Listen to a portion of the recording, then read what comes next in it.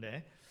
자, 오늘은 사사기 삼손 이야기입니다. 삼손. 오늘 말씀을 통해서 하나님께서 우리에게 전하시고자 하시는 말씀이 교훈이 무엇인지를 또 잘 확인할 수 있기를 원합니다. 여러분, 세상을 살면서 이해 안 되는 구석이 많이 있죠. 죄송합니다.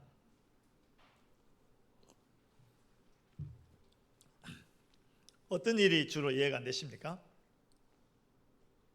그놈, 그 일, 뭐 이해가 안 되는 것이 있죠. 근데 제가 진짜 돌이켜 잘 생각해 보면 나 자신이 이해가 안 돼요. 자신이 어처구니 없는 그런 인생이더라고요. 그렇지 않습니까? 우리가 마음먹은 대로 원하는 대로 되어지는 일이 없어요. 또 선을 행하고자 하는 마음은 있지만 몸이 말을 듣지 않고 늘 핑계합니다. 상황이 그래서, 내가 이래서, 지금은 그게 그러니까. 하나님께서 우리에게 은혜를 주시고 사명을 허락하시고 사명의 길을 가게 하셨는데, 그런데 나름대로 변명을 합니다. 이게 이렇고 지금 때가 저렇고 그런 모습을 보면 제가 생각해도 제 자신이, 우리 인생이 참 어처구니가 없어요. 이해 안 되는 때가 참 많습니다. 우리 일상을 이렇게 펼쳐놓고 보면, 야, 이래도 되나? 저도 목사가 되어서 차라리 목사가 아니었더라면 그런 고민을 하지 않아도 되었을 것 같은데, 또는 성도가 되었기 때문에 하나님의 법을 알잖아요. 하나님 은혜를 입었잖아요. 그 은혜를 입은 자로서 이렇게 저 스스로를 돌아보면, 야, 이거 되겠나? 이거 어처구니 없다. 이런 생각을 할 때가 종종 있습니다. 특히 설교할 때, 여러분, 설교자가 설교한다고 그 수준이다 이렇게 생각하시면 안 돼요. 설교는 말씀을 제가 대언하는 것이지, 제가 말씀에 나온 수준대로 됐다 이렇게 생각하시면 안 됩니다. 여러분들도 마찬가지입니다. 내가 말씀을 들어서 안다고 해서 아는 것이 곧 내 수준이다 이렇게 생각하시면 안 돼요. 그것이 삶으로 나타나느냐는 또 전혀 다른 이야기죠. 그런 기준으로 생각해 보면, 야, 참 어처구니 없다 이런 생각을 할 때가 많이 있습니다. 이해가 안 된다, 이놈의 인생 참 이해가 안 된다 이런 생각을 할 때가 많이 있죠. 그런데 오늘 삼손을 보면 삼손이 정말 이해가 안 됩니다. 삼손이 성경에 나와 있는 정말 이해 안 되는 인생의 대표주자 같아요. 대표주자입니다. 삼손이 어떤 사람이었습니까? 사실 그런데 삼손은요, 성경을 보면 여러분, 그 누군가를 설명할 때 정말 이 사람을 뭐라고 할까요? 중요하다, 뭐 대단하다 이런 이야기를 할 때는 뭐 자서전을 쓴다 그러면 그 사람의 출생 이야기부터 합니다. 고향이 어딘데, 태어날 때 하늘에 뭐 별이 어땠고 뭐 이런 이야기를 막 하죠. 그래서 성경에도 보면 중요한 인물, 꼭 중요한 건 아니지만 특별하게 이렇게 뭔가를 말씀하고 싶을 때는 출생 이야기부터 하는 경우가 있습니다. 그런데 성경에 보면 그 출생 이야기를 적어 놓은, 기록해 둔 인물이 그렇게 많지 않습니다. 오늘 삼손이 그래요. 또 다른 사람, 모세가 생각납니다. 모세는 태어날 때부터 좀 특별했죠. 태어나고 모세의 태어남으로 말미암아 전국이 소동하고 그 많은 이제 희생이 있고 막 그랬잖아요. 그 출생의 이야기와 출생의 사건들이 기록되는 사람은 뭔가 좀 특별합니다. 근데 오늘 보니까 삼손이 그랬어요. 삼손은 출생 기사가 아주 상세하게 기록되어 있고 그 대단했어요. 사실 다윗도 안 그랬고 아브라함도 안 그랬거든요. 그 삼손 이야기를 한번 볼까요? 삼손이 태어나기 전에 여호와의 사자가 삼손의 부모들에게 옵니다. 부모들에게 와서 너가 아이를 낳을 것이다, 삼손을 낳을 것이다 라고 이야기해 줍니다. 여러분 아이 낳을 때, 자녀를 낳으실 때 하늘의 천사가 하늘의 음성에 들려서 너는 이런 아이를 낳을 것이다 이런 소리 들어보셨어요? 아마 안 들어보셨을 겁니다. 근데 삼손은 그랬다는 겁니다. 삼손은 특별한 그런 출생의 그런 스토리가 있습니다. 그뿐 아니라 그 사자가 들려주는 이야기가 더 특별합니다. 너는 아이를 낳을 것인데, 남자아이를 낳을 것인데 그는 보통 사람이 아니고 누구다? 나시린이다. 나시린이 뭐냐면요, 하나님께서 특별히 구별해서 세운 사람을 나시린이라고 했어요. 많은 유대인들 중에서 특별히 구별해서 이 사람은 나의 일을 위해서, 나의 영광을 위해서 세운다, 이렇게 세운 사람이 나시린입니다. 그래서 이 나시린은요, 영적으로도 구별되었지만 하나님께서 특별히 육적으로도 구별시키려고 어떤 장치를 두냐면 머리에 칼을 대지 않았어요. 제가 오늘 머리를 이쁘게 싹 잘랐죠. 근데 나시린은, 그러고 보니까 저는 나시린 되긴 틀렸나 봅니다. 나시린은 머리에 이제 칼을 대지 않았어요. 자르지 않았다는 겁니다. 그것뿐 아니라 술을 가까이 하지 않았어요. 그 당시에 포도주는 그 이스라엘의 그 광야 지대의 물 같은 것이었어요. 그런데 이 나시린은 포도주를 마시지 않았어요. 그러니 참 어려운 삶을 살 수밖에 없었어요. 그뿐 아니라 또 나시린은요, 부정한 것에 손을 대지 않았어요. 물론 율법에 보면 이스라엘 모두가 그랬지만 특별히 나시린은 조심했습니다. 부정한 것이 무엇입니까? 뭐 부정한 사람이라든가 부정한 시체, 특별히 시체 같은 것을 만지면 안 됩니다. 그러면 자기도 부정해지기 때문에 그야말로 나시린은 잘 구별해서 하나님께서 세운 사람이 나시린입니다. 태어날 때부터 삼손을 그렇게 하나님께서 딱 점 찍어 두신 것이죠. 그리고 이 삼손이 태어나고 나니까 하나님께서 특별한 능력을 주셨습니다. 어떤 능력을 주셨냐면, 너는 앞으로 나실인으로 또 하나님의 사사로 살아가기 위해서 내가 특별한 능력을 주는데 어마무시한 힘을 주겠다. 육체적인 힘을 주겠다. 그렇게 말씀하셨죠. 뭐 미국식으로 하면 슈퍼맨 정도 되는 것이고, 우리나라식으로 하면요, 마동석쯤 됩니다. 마동석. 여러분 마동석 아세요? 일부에 설교할 때 여쭤봤더니 마동석이 출연한 그 영화도 줄줄 깨고 있던데, 여러분 마동석 모르세요? 영화 좀 보세요. 영화 좀 보세요. 예. 마동석 엄청나게 힘이 세고 그 사람은 지는 법이 없어요. 뭐 그런 이야기입니다. 삼손은요, 힘이 무지막지하게 있었어요. 무지막지하게. 그렇게 힘을 주신 이유는 나시린으로서 하나님의 일을 잘 해라, 이렇게 하면서 힘을 주신 것이죠. 그런데 오늘 사사기 14장에 보면 거기 나오는 삼손은요, 좀 참담합니다. 이 말이 안 됩니다. 이런 것이죠. 삼손, 너는 나실인으로서 참 구별된 삶을 살고 이스라엘 민족의 구원자가 되어라 라고 했더니 삼손이 이렇게 쳐다보면서 하는 말이 제가요. 요즘 그 MZ 세대들이 제가요 잘한다면 제가요. 삼손은 그야말로 하나님에게 제가요.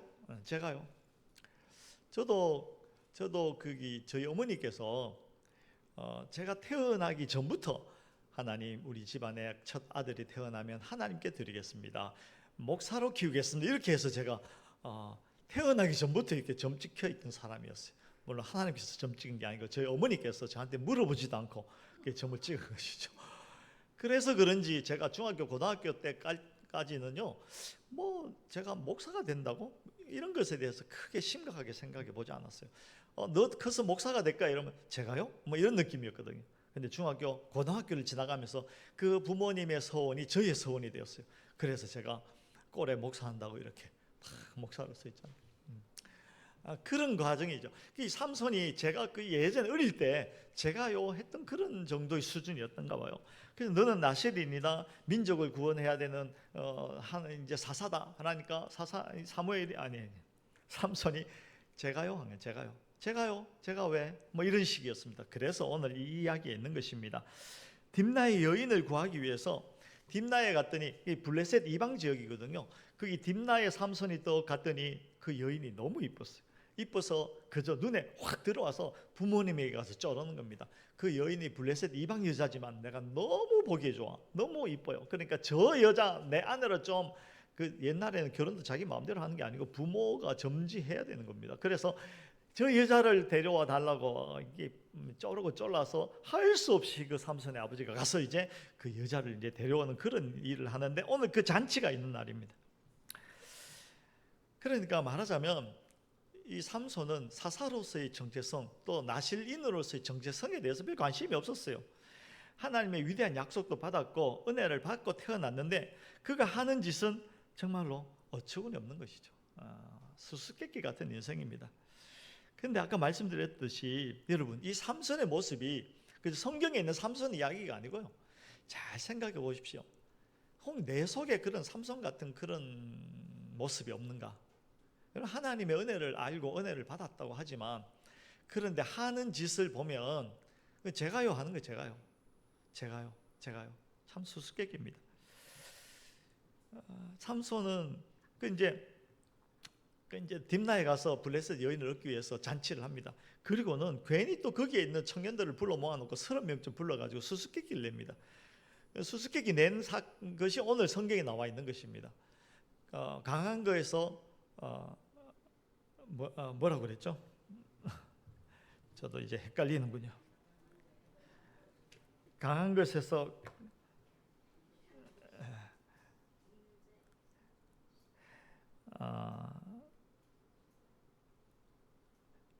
14절이죠.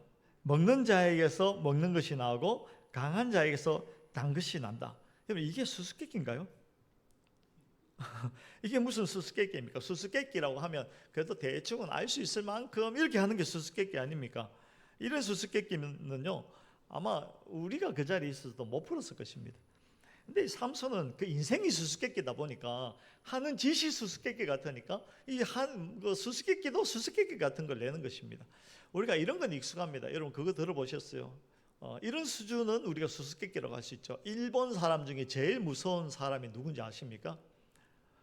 도끼로 이마까라상. 모르세요? 근데 그 사람보다 더 무서운 일본 사람이 누군지 아세요? 깐데또 깐다상. 뭐 그런 수수께끼가 있대요. 이런 정도는 알지만 이런 수수께끼를 내는 것입니다. 예? 먹는 자에게서 먹는 것이 나오고 강한 자에게서 단 것이 나왔다. 이게 무슨 수수께끼인가요? 그냥 수수께끼가 수수께끼입니다. 이런 수수께끼를 내는 이유는요, 제가 생각할 때 그 스스로가 그의 인생이, 그의 생각이 수수께끼 같은 존재였어요. 삼손은 단지파였어요. 단지파. 마노아의 아들이고 말씀드린 대로 날 때부터 나실인으로 구별된 사람이었어요. 삭도도 되지 않고 술도 가까이 하지 않고 시체를 몸에 대지 않는, 그러니까 시체를 만지지 않는, 그렇게 해서 부정하게 되지 않기 위해서 늘 조심하며 살아야 하는 그런 사람이었는데, 그런데 그의 생애는 전혀 그렇지 않았어요. 그의 생애를 좀 더 들여다볼까요? 그 삼손의 생애를 정리하기 위해서는요, 3가지 사건이 있는데 그 3가지 사건이 뭐냐면 오늘 성경에 나오는 딥나의 여인을 쫓아다니는, 이방 여인의 눈 돌아가가지고 쫓아다니는 사건이 하나 있고요. 2번째 사건이 뭐냐면 가사, 역시 블레셋 이방 지역입니다. 거기 놀러 갔다가 기생하고 눈 맞아가지고 또 기생 뒤를 쫄쫄 따라다니는 이야기가 있고요. 그 다음에 3번째 우리가 잘 알고 있는 들릴라 있죠. 삼손의 아내, 삼손과 들릴라 그러잖아요. 들릴라에 눈 맞아가지고, 그것도 블레셋 여인이었거든요. 그것 때문에, 그 들릴라 때문에 인생의 마지막이 비참하게 되잖아요. 이 삼손의 그 일생을 딱 정리하는 사건이 3가지인데 다 여자에 관계된 것입니다. 삼손은 여자 3명을 쫓아다니다가 그 인생을 허비하고 나실인이라는 사명도 다 까먹고 그저 마지막에는 비참하게 죽어간 사람이 삼손입니다. 여러분, 여자 조심합시다. 그게 교훈 아니죠. 그 인생이 참 수수께끼입니다. 수수께끼. 오늘 본문도 그 수수께끼 같은 사건을 내고 있잖아요. 만들고 있잖아요. 그 수수께끼 같은 수수께끼가 뭡니까? 그 먹는 자에게서 먹는 것이 나오고 강한 자에게서 단 것이 나온다. 이게 무슨 말입니까? 요즘 아이들 말로 하면 마리아 빵구야. 마리아 빵구야. 이 수수께끼를 만든 이유가 있어요. 뭐냐면 그 삼손이 어느 날 딥나의 여인을 보러 가기 위해서 또 길을 가는데 사자가 한 마리, 젊은 사자가 나타나서 으르릉 하는 겁니다. 삼손이 누굽니까? 힘이 세잖아요. 삼손이 사자를 그냥 한 방에 그냥 입을 쫙 찢어가지고 죽였어요. 그걸 던져놓고 갔어요. 그런데 다른 날에 또 가봤더니 그 사자의 시체가 다 썩었는데 그 안에 벌집을 만들고 꿀을 이만큼 만들어 놓은 겁니다. 그래서 삼손이 지나가다 그냥 지나가면 될 것을 그 꿀을 이제 집어 들어가지고 자기도 먹고 부모에게도 갖다 주고 그랬어요. 근데 부모에게 갖다 주면서 어떻게 구했다는 말은 안 했어요. 왜냐하면 이유가 뭐냐면 그래도 양심은 좀 있는지 그 사자의 사체를 만지면 안 되거든요. 나실이는. 근데 이 삼손은 거침없이 가서 만지고는 또 부모님에게 이야기하면 부모님 잔소리 할까봐 그냥 입 싹 닫고 꿀만 갖다 드리고 어디서 났다는 이야기도 안 하고 뭐 그런 사건이 있었습니다. 그런 사건이 있었기 때문에 이 삼손이 딥나의 여인을 얻기 위해서 거기 가서 잔치를 한 동안에 그 사건을 배경으로 해서 수수께끼 같은 말도 안 되는 수수께끼를 내고 지금 있는 것입니다. 어처구니 없는 일이죠. 여러분, 말씀드린데 지금 제가 하고 있는 말씀이 무슨 정리하면 뭐냐면 삼손 어처구니 없는 놈이다 이 이야기하는 겁니다. 그 인생도 참 수수께끼 같고 그 하는 짓도 수수께끼 같고 그리고 그가 내고 있는 수수께끼인 그 사자 입에서 뭐 먹는 자에게 먹는 게 나고 강한 자에게 단 것이 난다 이것도 말도 안 되는 수수께끼라는 이야기를 지금 말씀드리는 것입니다. 그게 여러분 삼손입니다. 그리고 그게 저와 여러분들의 밝힐 수 없는 우리 가면을 하나 둘 벗겨보면 숨겨져 있는 내밀한 그런 어처구니 없는 수수께끼 같은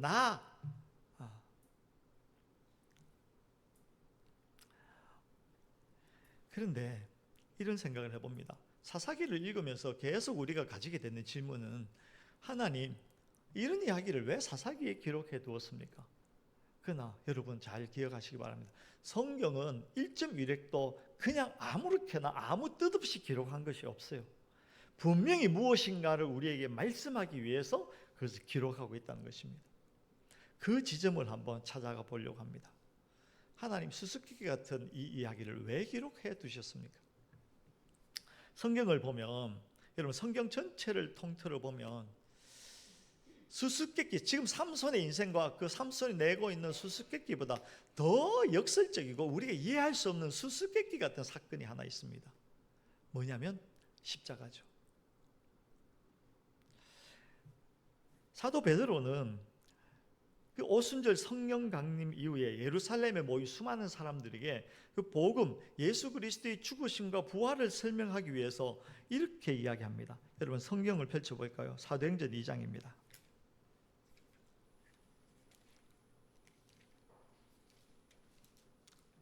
사도행전 2장 23절 24절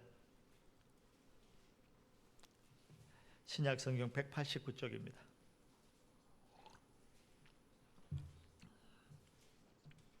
사도행전 2장 23, 24 두 절이니까요. 우리 다 같이 한 목소리로 읽도록 하겠습니다. 시작. 그가 하나님께서 정하신 뜻과 미리 하신 대로 내준 바 되었거늘 너희가 법 없는 자들의 손을 빌려 못 박아 죽였으나 하나님께서 그를 사망의 고통에서 풀어 살리셨으니 이는 그가 사망에 매여 있을 수 없었습니다. 아멘. 여러분 이 사실이 삼손의 수수께끼 같은 인생보다 더한 역설입니다. 하나님께서는요 예수님을 이 땅에 창조주로 보내셨어요. 구원자로 보내셨어요. 메시아로 이 땅에 보내셨습니다. 왕으로 보내셨어요. 그렇다면 피조물인 인간은 어떻게 해야 됩니까? 마땅히 그분을 영접하고 왕으로 모시고 경배해야 합니다. 그러나 인간의 한 짓이 무엇입니까? 그를 붙잡았어요. 모욕했어요. 거절하고 침뱉고 십자가에 못 박아버렸어요. 가장 참혹하고 부끄러운 십자가의 예수 그리스도 이 땅에 왕으로 오신 분을 붙잡아서 피조물인 우리 인생들이 그를 못 박아버렸다는 것입니다. 여러분 그렇다면 그 사건이 일어났다면 예수님께서 부활하시고 또는 하나님께서 그 사건을 보고 계신다면 어떻게 해야 됩니까? 공의대로 상식대로 법대로 해야 되는 것 아닙니까? 죽임당한 예수님께서 다시 살아나셨을 때 주님을 배반하고 죽이고 못 박아버린 인류에게 내려야 할 것은 철저한 심판과 무서운 보복이어야 했습니다. 그것이 세상의 논리입니다. 자연스러운 결과죠. 그것이 당연하고 자연스러운 결말입니다. 그렇게 될 때 우리가 편안함을 느낍니다. 영화를 만들 때 여러분 그렇지 않습니까?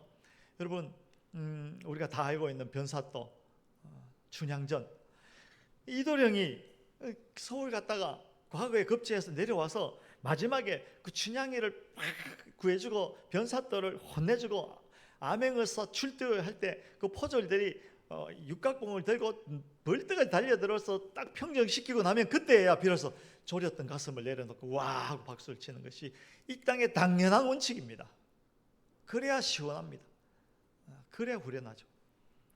그러나 사망 권세를 깨뜨리고 부활하신 주님이 십자가 너머에서 십자가를 통해서 우리에게 내어놓으신 결과물이 무엇입니까? 심판이 아닙니다. 보복이 아닙니다.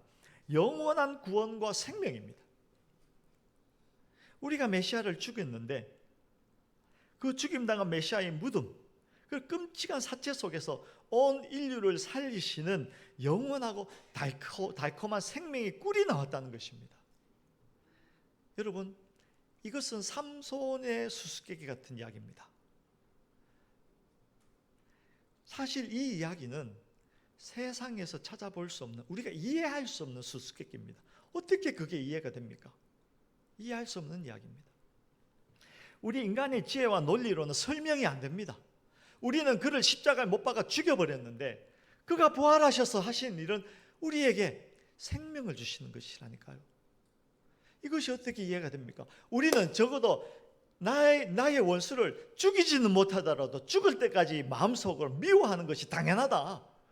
그 정도 하는 것만 해도 내가 많이 봐주는 거다. 이렇게 생각하면, 이 수준이면 그것만 해도 대단하다라고 생각하지 않습니까? 그런데 하나님은 그렇게 하지 않으셨어요. 더한 수수께끼보다, 어떤 수수께끼보다 더한 수수께끼죠. 사도 바울은 고린도전서에서 이 역설을 다음과 같이 선합니다. 고린도전서 1장 18절 제가 읽어드리겠습니다. 십자가의 도가 멸망하는 자들에게는 미련한 것이요 구원을 받은 우리에게는 하나님의 능력이라. 십자가의 도가 멸망하는 자들에게는 미련한 것이요 구원을 받은 우리에게는 하나님의 능력이다 그랬어요. 십자가가 이게 미련하다라는 말은요, 당시 헬라의 지성인들은 이렇게 표현한 것입니다. 말이 안 된다, 말도 안 되는 것이다, 상식적이지 않다, 공평하지 않다, 공정하지 않다, 이런 이야기입니다. 십자가가. 왜냐하면 메시아를 피조물이 죽여버렸으니까. 그 죽였는데 그 십자가에서 부활하신 예수님께서 죽인 원수들을 향하여서 사랑한다, 내가 너에게 생명을 주겠다 라고 하시는 것이 말이 안 된다는 것입니다. 일반 상식으로는 이해가 안 된다는 것입니다. 세상의 법으로는, 내 지혜의 한계로는 도무지 그것을 이해할 수가 없습니다. 그러나 하나님께서는 세상의 지혜와 상식을 부끄럽게 하시고 이 말이 안 되는 십자가의 역사를 통하여서 저와 여러분들을 구원하시기로 작정한 것입니다. 삼손이 부정한 사체에서 나온 꿀을 직접 손으로 떠먹고 생기를 얻었듯이, 여러분과 저 역시 우리가 저지른 죄와 허물 속에서 그 허물 속으로 찾아오신 예수 그리스도, 그 예수 그리스도의 십자가의 은혜를 맛보고 구원을 얻은 것입니다. 우리가 예수 그리스도를 믿어 하나님의 자녀가 된 것은 우리의 실력이 아닙니다. 우리의 인품이 아닙니다. 우리의 자격이 아닙니다. 우리의 도덕 수준이 아닙니다. 내가 더 무엇을 더 알아서가 아닙니다. 오직 이해할 수 없는 하나님의 은혜가 우리 인생 가운데 사실로, 진리로 침투해 오셨기 때문에 우리가 비로소 그 수수께끼 같은 인생을 이해할 수 있게 된 것입니다. 그 수수께끼 같은 십자가를 이해할 수 있게 된 것입니다. 우리가 그 수수께끼 같은 그 십자가를 안다라고 할 수 있는 유일한 통로는요, 우리 지식으로 이해하는 것이 아니라 어느 날 은혜로 그것이 내 안에 믿음으로 자리 잡았기 때문에, 그러므로 내가 그 은혜를 알게 된 것입니다. 우리의 지혜가 아닙니다. 우리의 실력이 아닙니다. 우리의 도덕 수준이 아닙니다. 어느 날 은혜로 그 사실이 내 안에 믿음으로 자리 잡았기 때문에 비로소 십자가의 수수께끼가 풀리게 된 것입니다. 그 사실을 깊이 이해하시기 바랍니다. 하나님께서 그 놀라운 비밀을 저와 여러분들 속에 잘 풀어주시고, 우리의 지식으로 알 수 없는 그 수수께끼 같은 사건을 우리의 가슴 속에 믿음으로 자리 잡게 해주시기를 주의 이름으로 축원합니다. 이해가 안 되는 은혜. 그래서요, 사실은 사람들이 그래요. 여러분 예수 믿으십시오. 구워 넣습니다. 그러면 얼마입니까? 이렇게 물어봐요. 공짜입니다. 이러면 사람들이 에이 안 해. 공짜입니다 하면 이 사람들이 싫어하더라고요. 안에 뭐 탔을까 봐 그러나? 여러분, 공짜일 수밖에 없는 것은 우리 인생이 수수께끼 같은 존재여서 그래요. 우리는 그 은혜에 값을 지불할 어떤 능력이 없다는 것입니다. 그래서 하나님은 우리에게 어떤 값도 요구하지 않으시고 그저 은혜로 주시는 것입니다. 근데 우리는 여전히 그 값을 치르려고 뭐 착하게 살고 뭐 공로를 다가 종교 생활을 열심히 하고 이것이 하나님에게 뭐 값을 치른 그거 아니고요. 우리가 예배하는 유일한 이유는 감사해서.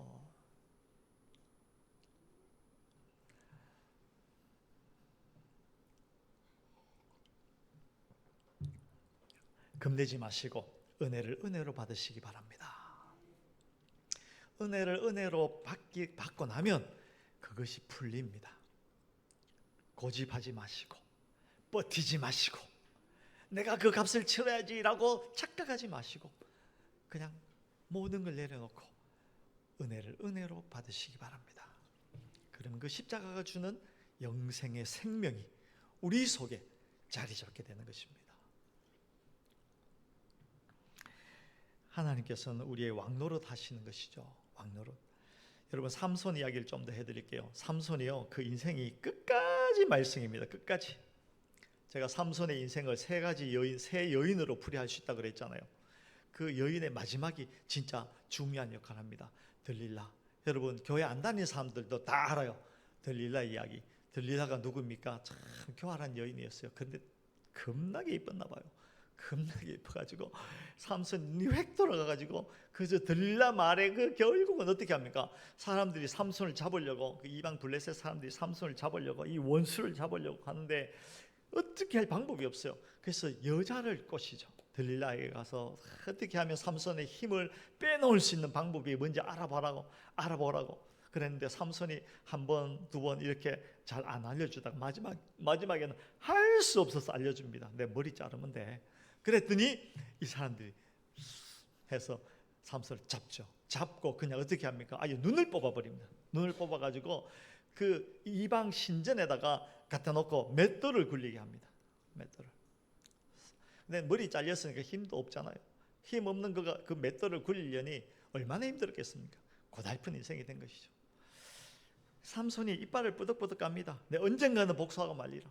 근데 놀랍게도 머리카락이 다시 자라잖아요.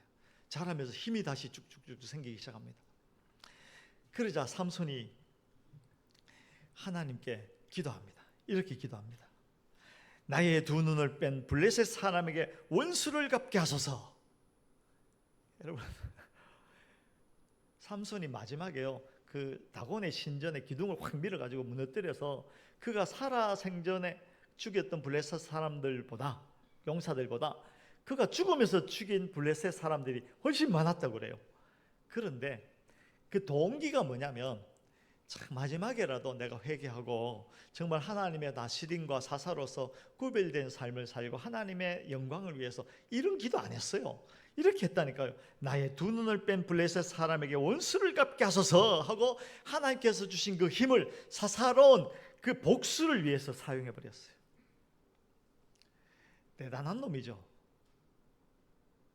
감이 안 오시나요? 그런데 놀랍게도 히브리서 11장에 우리가 지난번 입다 이야기할 때 했던 그 본문입니다. 11장 32절에 내가 무슨 말을 더 하겠느냐? 기드온, 바락, 삼손, 입다, 다윗 및 사무엘과 선지자들의 일을 말하려면 내게 시간이 부족하다. 이렇게 이야기하면서 거기에 삼손의 이름을 올려놓습니다. 지난번에 입다 이름 올려놓을 때도 좀 놀랐는데, 아니 이 말도 안 되는 수수께끼 같은 인생, 죽을 때에도 이를 빠득빠득 갈면서 그 개인적인 복수를 위해서 힘을 사용했던 그 삼손이 여기에 이름이 올라가 있다니까요. 기드온, 바락, 그리고 삼손. 하나님, 어떻게 이런 일이 일어날 수 있습니까?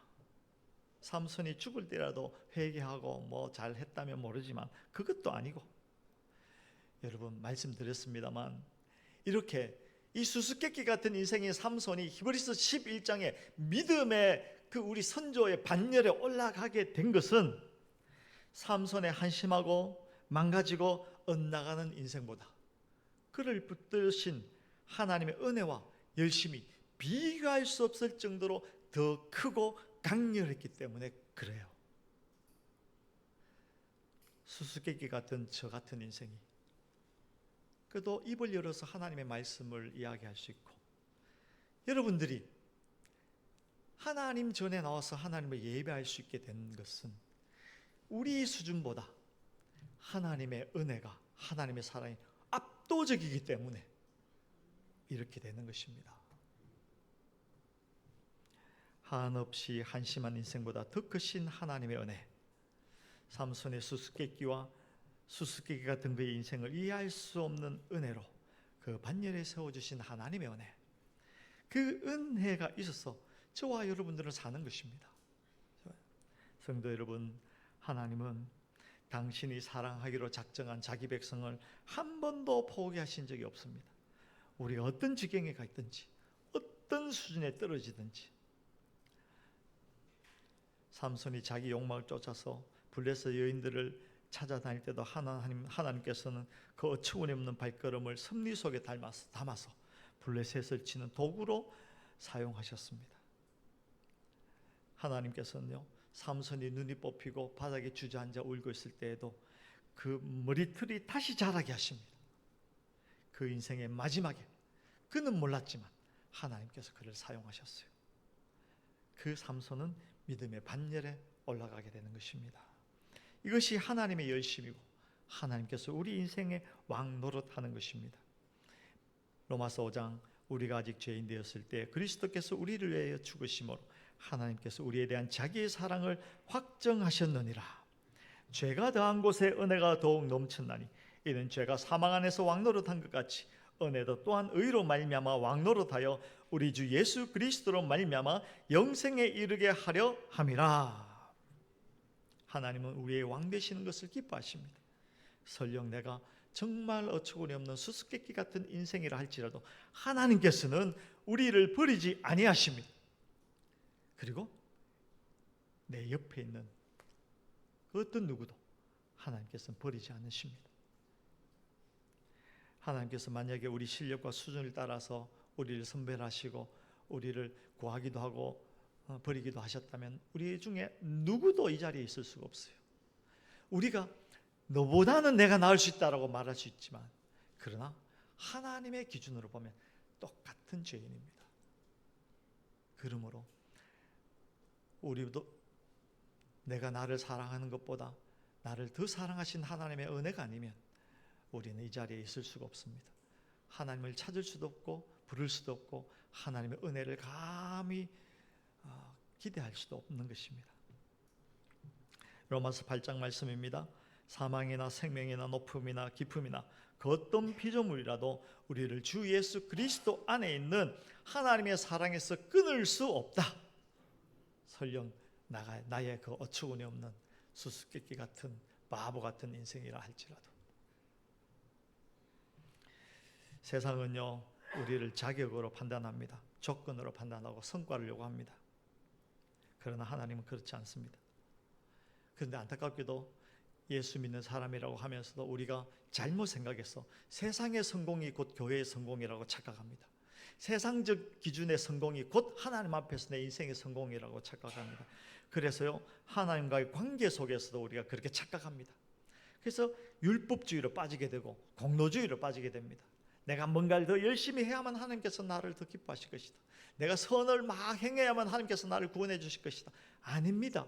그것이 아니라 하나님의 열심과 하나님의 사랑으로 나를 무조건 구원하신 것이고, 우리는 그 은혜에 대한 반응으로 예배하고 그 은혜에 대한 반응으로 사랑하고 그 은혜에 대한 반응으로 서로 용납하는 것입니다. 은혜 입은 자만이 할 수 있는 것입니다. 그것을 꼭 기억하시기 바랍니다. 그래서 이제 우리 한 주간 동안 이 두 가지를 꼭 기억하시기 바랍니다. 자책하지 마십시오. 절망하지 마십시오. 영적 무기력 속에 빠져서 난 안 돼, 그러실 필요 없어요. 그런 나를 사랑하신 하나님의 은혜를 깊이 묵상하시기 바랍니다. 그래서 그 자리에서 털고 일어나시기 바랍니다. 그리고 두 번째로는 세상은 조건을 따집니다. 네가 나에게 이것을 주니까 나도 너에게 이것을 준다. 요즘 젠슨 황이 누군지 아십니까? 세계에서 제일 큰 회사의 CEO죠. 젠슨 황, 엔비디아의 대표입니다. 한국에 와가지고 뭐 다 퍼줄 것처럼 이야기 뻥뻥하고 갔는데 알고 보니까 우리가 준 만큼 주고 손해볼 짓은 절대로 안 하고 그래요. 장사치죠. 그러나 세상은 그렇다 할지라도 하나님은 우리에게 조건 없는 용서와 사랑을 주셨습니다. 그 사랑을 이해하시고 우리도 그 사랑을 입은 자로서 전혀 사랑받을 만한 조건이 없는 그이지만 우리의 사랑을 흘려보내 주시기 바랍니다. 그러면 그 사람이 비로소 변화하기 시작합니다. 그것 외에는 사람이 변하지 않습니다. 우리가 먼저 그 조건 없는 사랑을 받았으므로 그 사랑을 이웃에게, 옆 사람에게, 전혀 사랑받을 만한 일을 한 적이 없는 사람에게 흘려보내 보십시오. 시험해 보십시오.